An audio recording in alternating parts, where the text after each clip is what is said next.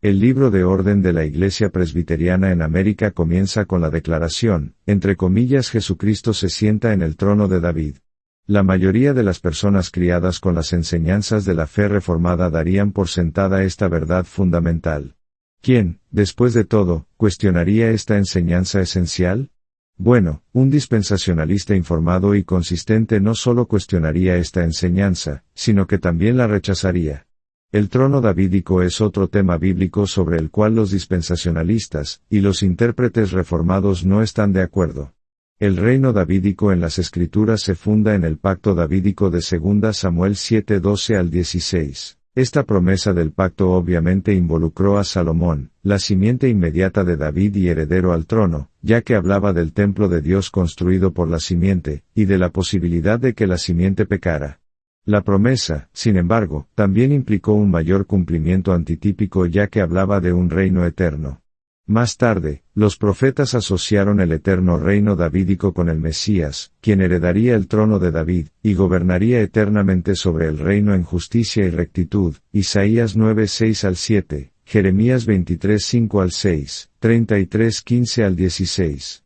Este reino mesiánico se convertiría en un reino universal sobre todos los reinos del mundo, Salmo 2, Daniel 2:44. Según la interpretación reformada, estas profecías del reino mesiánico fueron cumplidas inicialmente por Cristo en su primer advenimiento, están siendo cumplidas progresivamente por Cristo a lo largo de esta era, y serán cumplidas perfecta y completamente por Cristo después de su segundo advenimiento.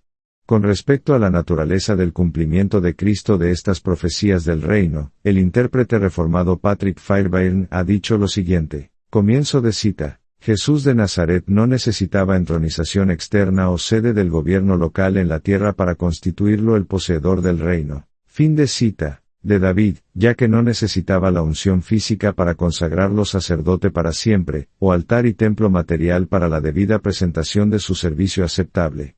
No se debería esperar más, que el Mesías fuera un rey en el modelo terrenal de David, que un profeta al mismo nivel que Moisés, o un sacerdote después del tipo imperfecto de aquellos que presentaban su carnalidad.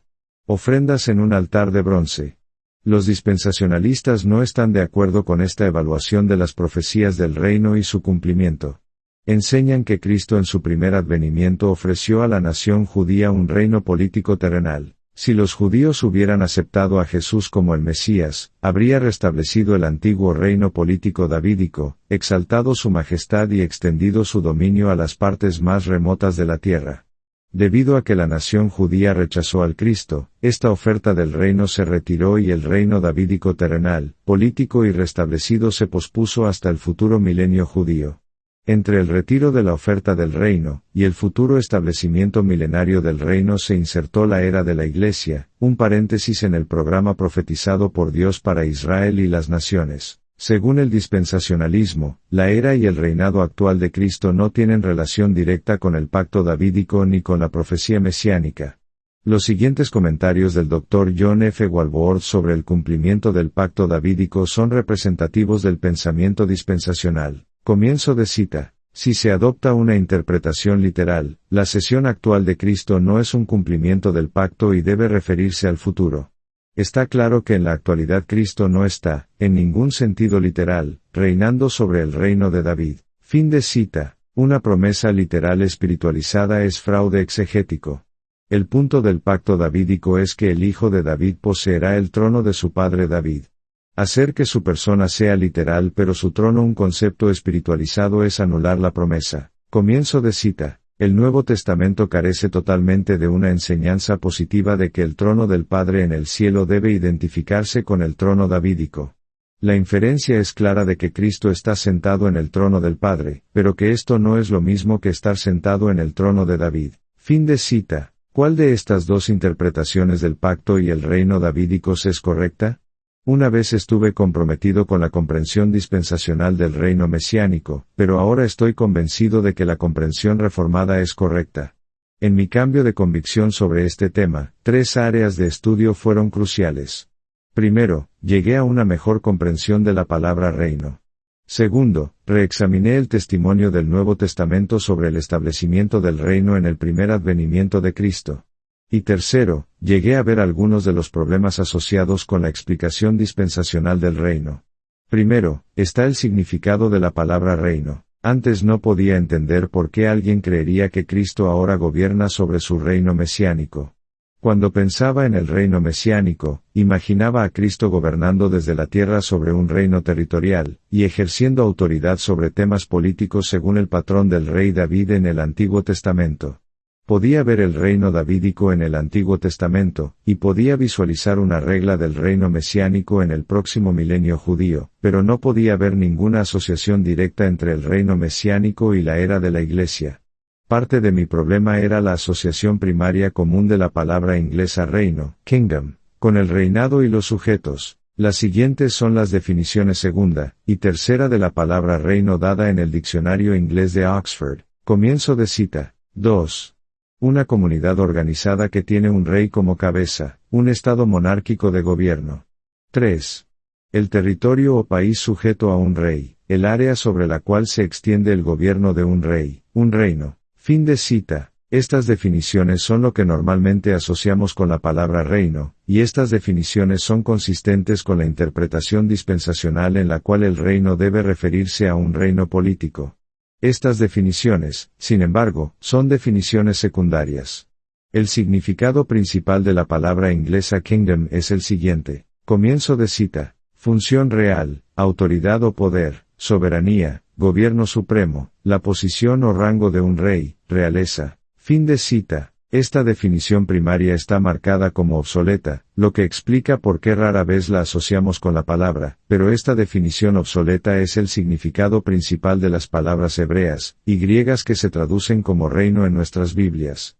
Según el Diccionario Teológico del Nuevo Testamento, el, entre comillas, significado esencial, del equivalente griego del reino, entre comillas, es reinado en lugar de reino.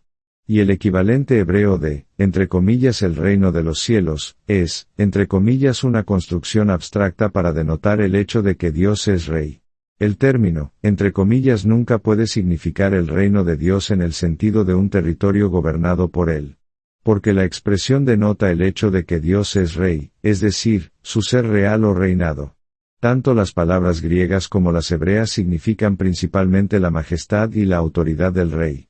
Este significado abstracto es el significado primario de la palabra, y los aspectos concretos de un reino y los sujetos son significados secundarios. Esta comprensión de la palabra reino está bien demostrada en una parábola que Cristo dio en Lucas 19:11 al 27 cuando estaba a punto de entrar en Jerusalén y algunos, entre comillas, pensaron que el reino de Dios debería aparecer inmediatamente. Versículo 11. Comienzo de cita. Dijo, pues, un hombre noble se fue a un país lejano, para recibir un reino y volver.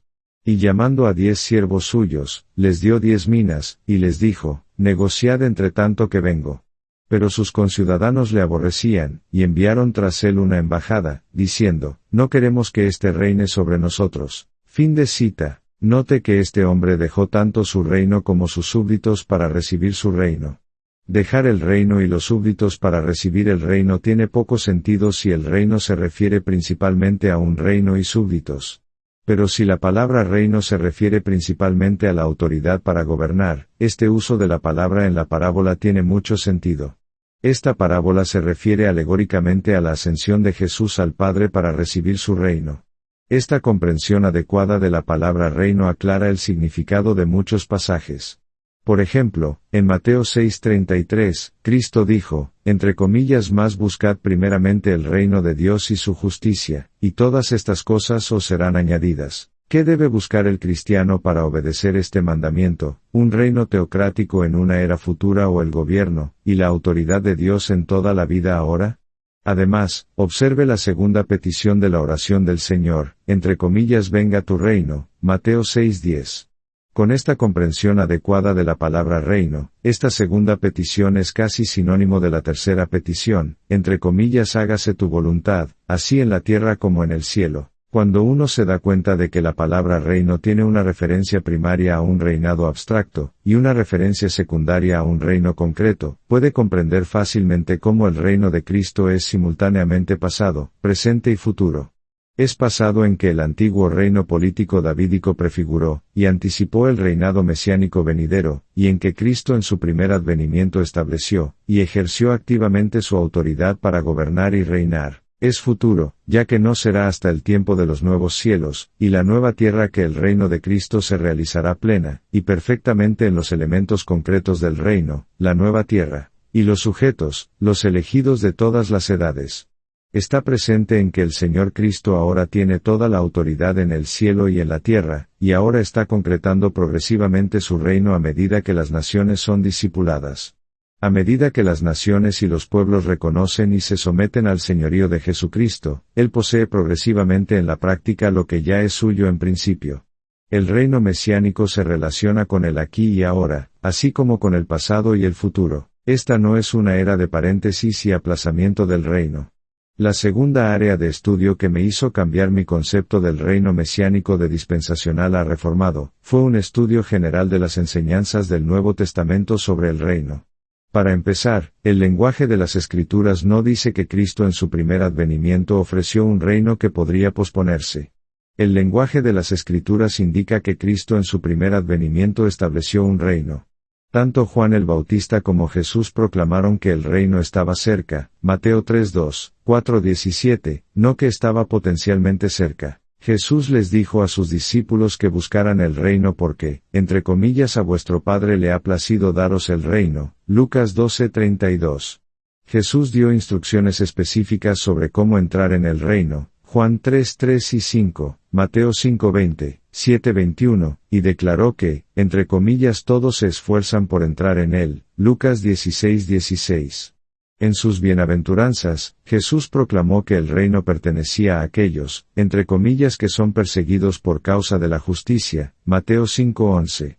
Cristo habló del reino como una realidad que estaba estableciendo, no como una potencialidad que podría posponer. Además, Jesús habló como si el establecimiento de su reino se manifestara especialmente en la expulsión de demonios, Mateo 12:28 al 30. Al expulsar demonios, Satanás, el hombre fuerte, fue atado y su propiedad fue saqueada, Mateo 12:29.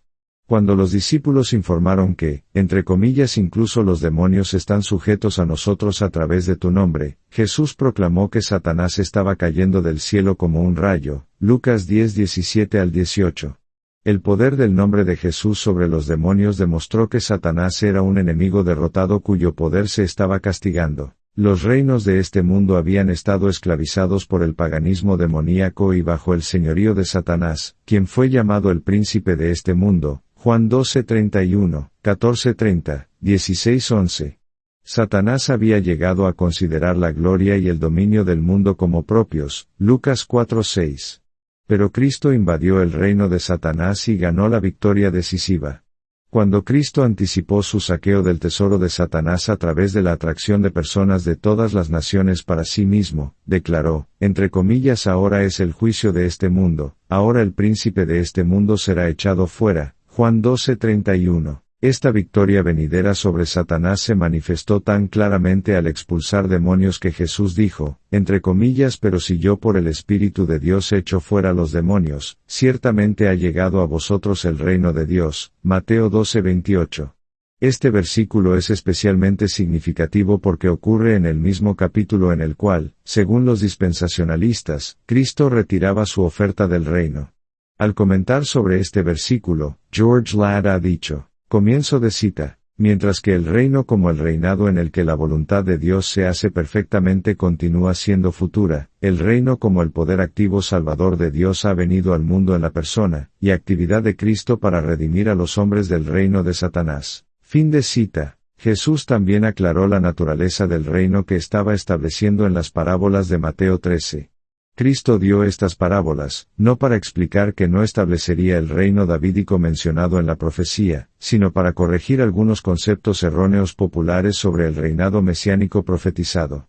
El misterio o la verdad no revelada anteriormente sobre el reino no era que Dios iba a posponer el programa del reino, y participar temporalmente en un programa de la Iglesia que sería completamente diferente del programa profetizado. El misterio del reino era que éste se establecería, no con una brusquedad cataclísmica y un juicio ardiente, sino gradual y lentamente. El reino no debía establecerse rápidamente con poder militar, sino pacíficamente a través de la siembra de la palabra y paciencia por el fruto espiritual. El éxito del reino no sería inmediato, repentino o conspicuo. Muchos rechazarían el reino como el suelo endurecido rechaza la semilla, y otros profesarían lealtad solo para caerse como una planta en suelo poco profundo o entre espinas. Los enemigos del reino no debían ser destruidos inmediatamente, sino que debían permanecer en esta era como la cizaña en un campo de trigo. Los malvados no debían ser eliminados completamente de este mundo hasta el final de la era, cuando su juicio será como la quema de cizañas después de una cosecha de trigo, o la eliminación de peces no comestibles después de una cosecha del mar. El reino debía tener un comienzo pequeño y discreto, como una semilla de mostaza, pero gradualmente se convertiría en una gran y notable entidad. El reino eventualmente afectaría al mundo entero como si un poco de levadura le diera vida a una masa grande e inerte de masa. Aunque el reino tuvo un pequeño comienzo, fue de gran valor y valió la pena dar la vida. Era como una pequeña perla de gran valor o un tesoro oculto en un campo. Aunque estos son de tamaño pequeño, los hombres lo venderán todo para obtenerlos. Las parábolas del reino enseñaban que este era extremadamente valioso, y que tenía un gran futuro por delante a pesar de que su éxito externo no sería inmediato o siempre aparente.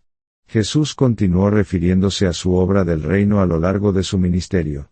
Refiriéndose a su propia presencia, Jesús les dijo a los fariseos que el reino estaba en medio de ellos, Lucas 17:20 al 21. Jesús le dio a Pedro las llaves del reino de los cielos, Mateo 16:19. Y les dijo a sus discípulos que algunos de ellos no probarían la muerte, entre comillas hasta que hayan visto al Hijo del Hombre viniendo en su reino, Mateo 16:28. Jesús explicó los principios de la grandeza del reino, Mateo 18:1 siguientes, el perdón del reino, Mateo 18:21 siguientes, y el primero y el último en el reino, Mateo 19:30 siguientes, 20:20 siguientes. Jesús explicó las relaciones de los eunucos espirituales, Mateo 19:12, los niños del pacto, Mateo 19:14, y los materialmente ricos, Mateo 19:23. Con el reino, Jesús advirtió a los principales sacerdotes y ancianos de Israel que los publicanos y las rameras estaban entrando en el reino delante de ellos, Mateo 21:31. Y que el reino les sería quitado y entregado a otros, Mateo 21:43, 22 siguientes. Cerca del final de su ministerio terrenal, Jesús entró en Jerusalén y fue aclamado como el rey mesiánico de la profecía, Juan 12:13. Poco después, en su juicio, Jesús fue acusado de ser un rey político y un rival de César, Juan 18:33, 19:12. Jesús negó esto, diciendo que su reino no era de este mundo, y argumentando que si su reino fuera de este mundo, sus seguidores habrían luchado para evitar su arresto, Juan 18:36. Anteriormente en su ministerio, Cristo había rechazado un movimiento para obligarlo a ser tal rey, Juan 6:15. Es digno de mención que Cristo no argumentó ante Pilato que había venido a establecer un reinado político inspirado en el rey David, sino que desde entonces había pospuesto todo eso y ya no era rival de César. Los soldados de César se burlaron del reinado de Jesús, Juan 19:1 al 3, y fue crucificado bajo la acusación, entre comillas Jesús de Nazaret, el rey de los judíos, Juan 19:19. Jesús no había dado evidencia de que había ofrecido un reino político a Israel. Esto, en cambio, fue la información errónea que sus enemigos habían usado para crucificarlo. Después de su crucifixión, Jesús resucitó de entre los muertos y ascendió a la diestra del Padre. El Nuevo Testamento enfatiza que esta resurrección-ascensión estableció de manera especial el reinado mesiánico de Jesús. El Cristo resucitado se apareció a los discípulos e hizo la afirmación regia, entre comillas todo poder, o autoridad, me es dado en el cielo y en la tierra, Mateo 28:18. Luego prometió estar con la Iglesia hasta el final de la era, y le dio a la Iglesia la responsabilidad real de discipular a las naciones, asegurando así a Cristo su reino legítimo. Después de dar la gran comisión, Cristo ascendió al cielo en una nube en cumplimiento de Daniel 7:13 al 14. Comienzo de cita. Miraba yo en la visión de la noche, y he aquí con las nubes del cielo venía uno como un hijo de hombre, que vino hasta el anciano de días, y le hicieron acercarse delante de él. Y le fue dado dominio, gloria y reino, para que todos los pueblos, naciones y lenguas le sirvieran. Su dominio es dominio eterno, que nunca pasará, y su reino uno que no será destruido. Fin de cita. A través de su resurrección y ascensión, Jesús se convirtió en el Hijo mesiánico de Dios en poder. Romanos 1:4. La filiación divina de Jesús como la segunda persona de la divinidad no tuvo principio ni necesidad de exaltación, sino su filiación mesiánica como un hijo humano de David se estableció en poder, cuando Cristo entró en su existencia glorificada de resurrección. Esta filiación mesiánica tuvo un comienzo, un tiempo en el que Dios dijo, entre comillas, tú eres mi hijo, hoy te he engendrado, Salmo 2:7. Por lo tanto, Pedro pudo decir en Pentecostés sobre la resurrección-ascensión de Jesús. Comienzo de cita. Sepa, pues, ciertísimamente toda la casa de Israel, que a este Jesús a quien vosotros crucificasteis, Dios le ha hecho Señor y Cristo.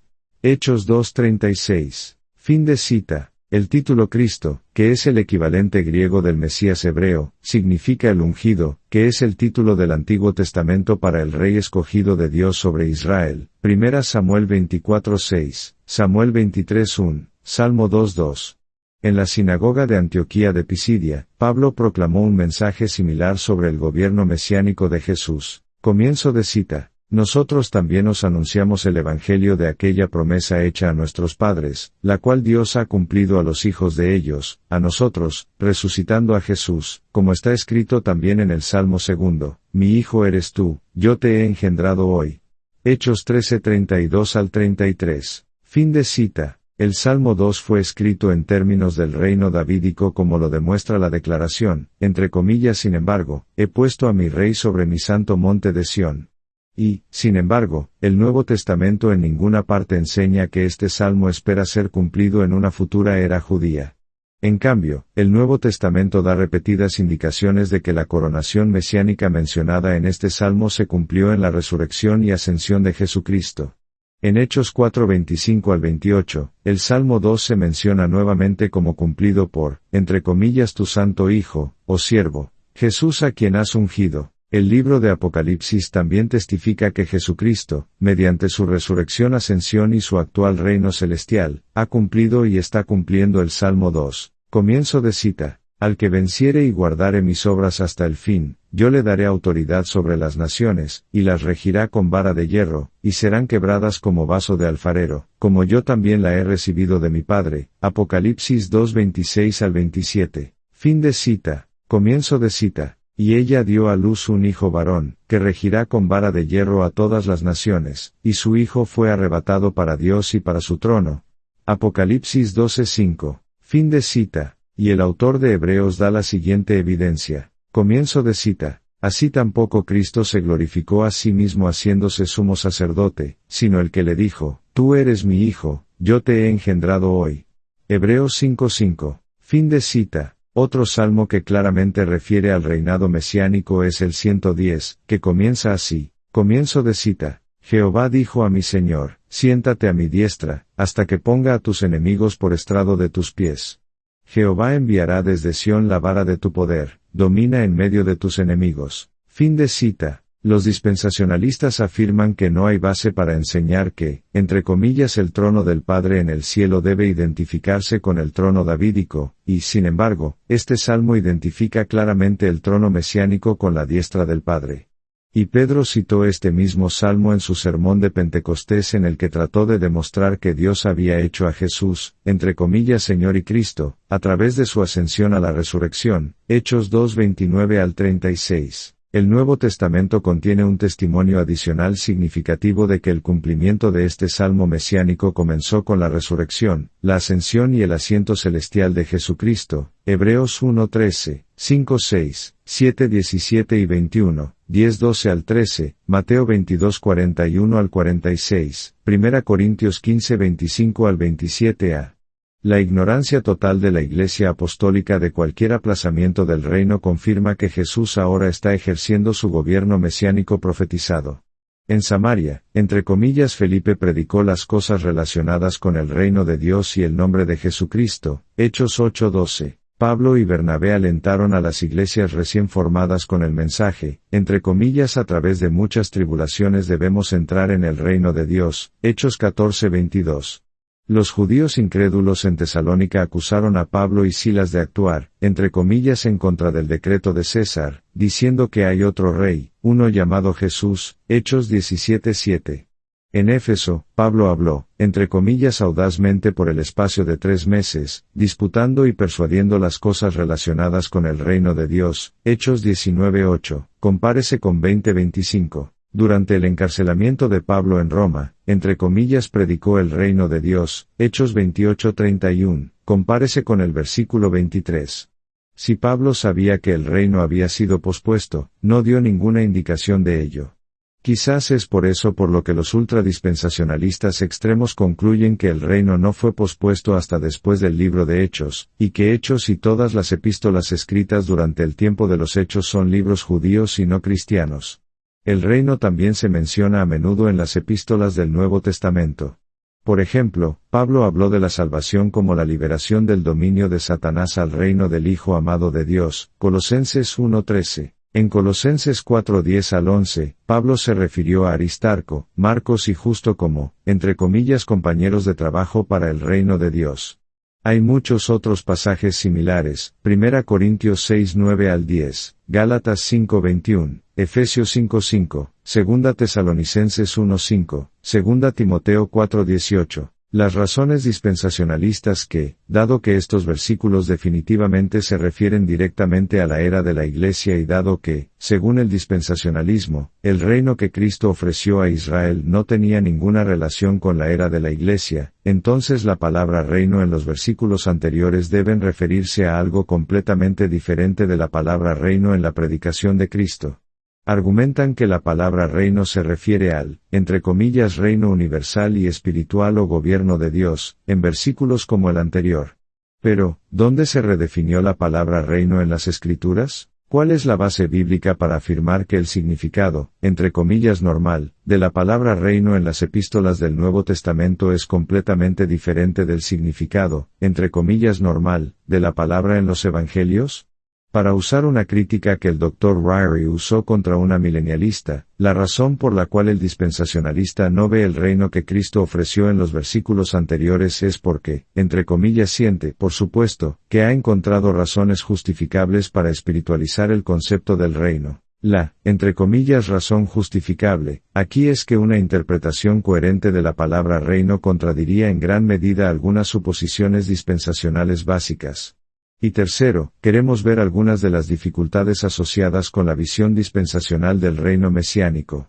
Haremos esto observando la explicación dispensacional de la simple promesa en el pacto davídico, entre comillas, estableceré el trono de su reino para siempre, 2 Samuel 7:13b. Los dispensacionalistas enseñan que este pacto se cumplirá literal e incondicionalmente. Si este es el caso, entonces los dispensacionalistas deben explicar cómo el trono de David permaneció literalmente establecido durante el tiempo del exilio en Babilonia. Los versículos 38, 39 y 44 del Salmo 80 y 9 dan la siguiente descripción del estado del pacto davídico durante los tiempos del castigo divino. Comienzo de cita. Mas tú desechaste y menospreciaste a tu ungido, y te has airado con él. Rompiste el pacto de tu siervo, has profanado su corona hasta la tierra.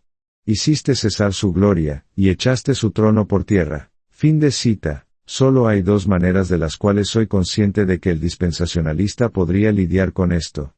Por un lado, podría reconocer que el pacto davídico es condicional en el sentido de que Dios bendice de acuerdo con la santidad. El Dr. J. Dwight Pentecost toma esta ruta y dice, comienzo de cita. El único elemento condicional en el pacto era si los descendientes de David ocuparían continuamente el trono o no. La desobediencia puede provocar la disciplina, pero nunca abroga el pacto.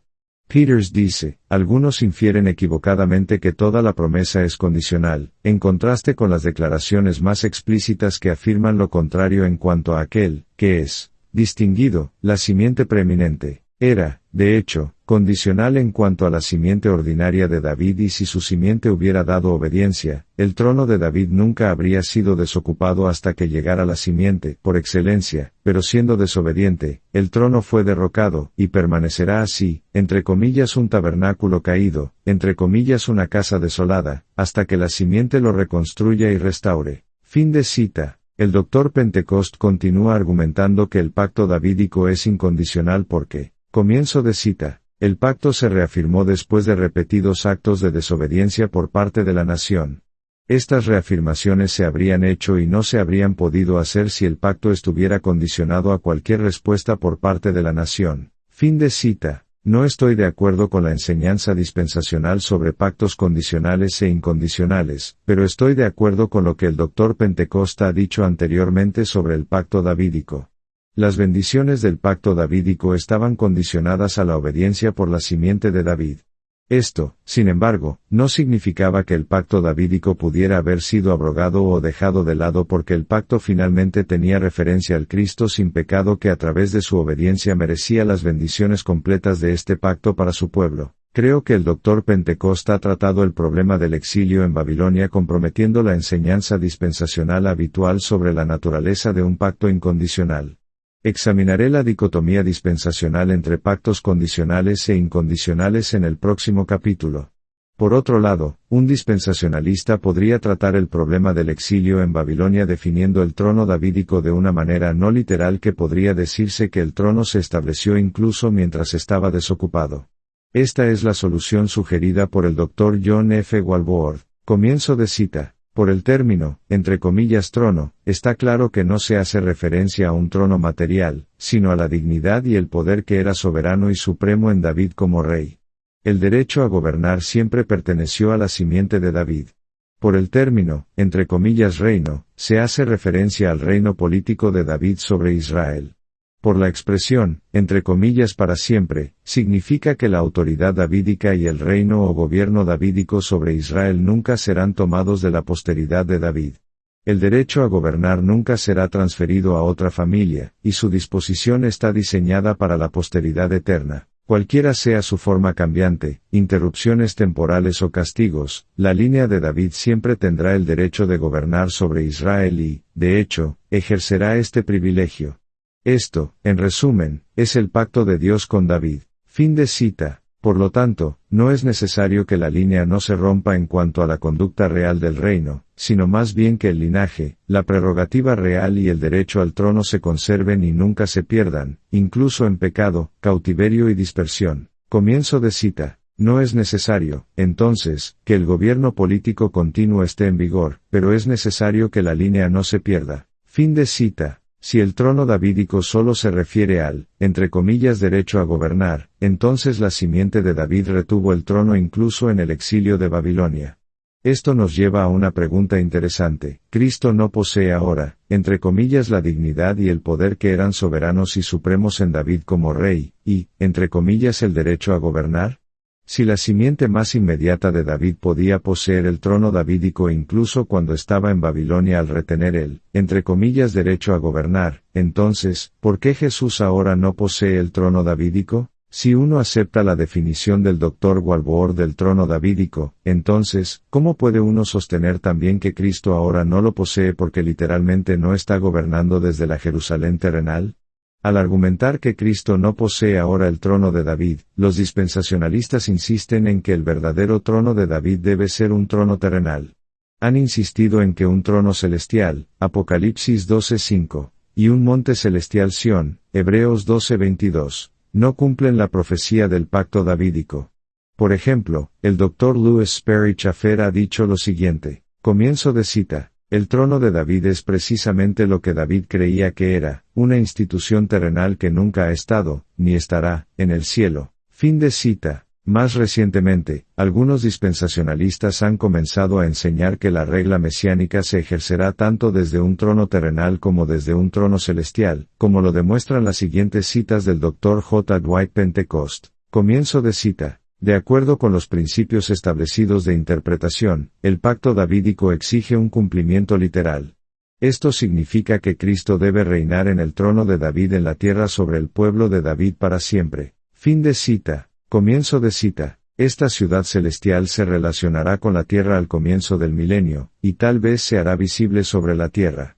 Es de esta ciudad celestial donde el hijo mayor de David ejerce su gobierno mesiánico, en el que reina la novia, y de la cual los santos recompensados del Antiguo Testamento ejercen su autoridad en el gobierno. Fin de cita. Al cerrar este capítulo, me gustaría señalar la diferencia práctica entre los puntos de vista reformados y dispensacionales del reino. Cuando uno acepta la comprensión reformada del reino davídico, realmente es significativo para el cristiano de hoy.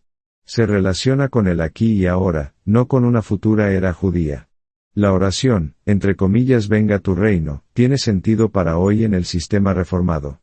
La visión dispensacional del reinado reduce el significado completo del reino actual de Cristo, y puede conducir a una cristiandad pietista, y de otro mundo que es culturalmente impotente. Algunos dispensacionalistas han dicho, entre comillas, ¿por qué pulir el latón en un barco que se hunde? Y, entre comillas mi trabajo es pescar hombres, no limpiar la pecera. El Dr. John F. Walvoord ha expresado bien esta mentalidad en la siguiente cita de su libro The Millennial Kingdom. Comienzo de cita. El concepto premilenial de la era actual hace que el período entre advenimientos sea único e impredecible en el Antiguo Testamento. La era actual es una en la que se predica el Evangelio a todo el mundo. Relativamente pocos son salvados. El mundo se vuelve, de hecho, cada vez más malvado a medida que avanza la edad. La visión premilenial no tiene perspectivas de una edad de oro antes del segundo advenimiento, y no presenta órdenes para mejorar la sociedad en su conjunto. Los apóstoles guardan silencio sobre cualquier programa de mejora política, social, moral o física del mundo no salvo. Pablo no hizo ningún esfuerzo. Fin de cita. Por corregir los abusos sociales o influir en el gobierno político para siempre. El programa de la iglesia primitiva era de evangelismo y enseñanza bíblica. Se trataba de salvar almas del mundo en lugar de salvar el mundo. No era posible ni en el programa de Dios que la era actual se convirtiera en el reino de Dios en la tierra.